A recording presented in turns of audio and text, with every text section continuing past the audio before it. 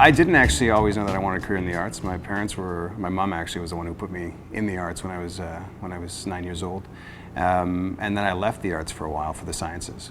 So I've only been acting again for 10 years. So at the age of 31 I came back. I wanted to focus a lot of energy on getting into the voiceover world. So I did put a lot of work into my demos, meeting people who were in the business, going to see people in studio, talking with them, going to do workshops, anything that I could do to get into the voiceover world.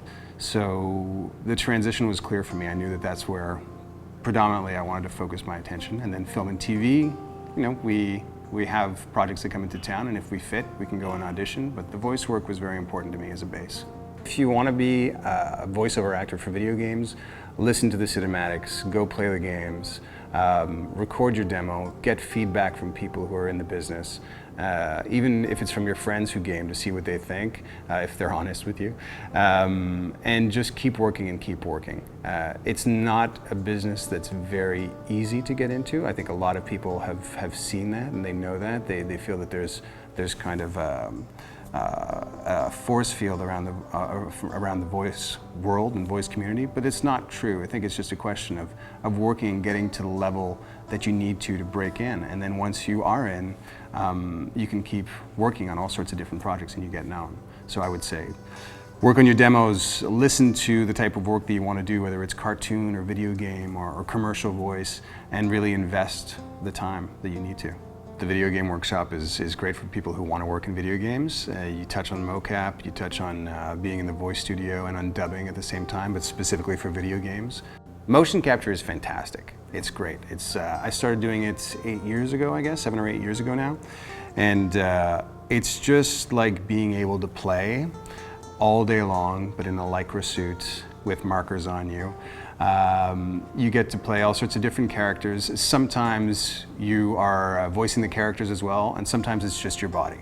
But doing that kind of work is fantastic. And as far as limitations, the limitations, as we've said in the workshop, is the limitation is your imagination, because you're setting up the world in your mind a lot of the time. The props that you're working with don't look at all like what they're supposed to be. Your environment is made out of 2x4s or plexiglass, and it's just, you know, it's supposed to be a medieval city or whatever it is. So it's an incredible environment to play. It's great. There's different intensities as far as preparation and performance. I mean, when you get into the voice booth, you have to be prepared before you walk in, because you don't have many takes. Often you come in and you'll have 2 takes to get it right, so you have to be prepared when you walk in. So the demands are different.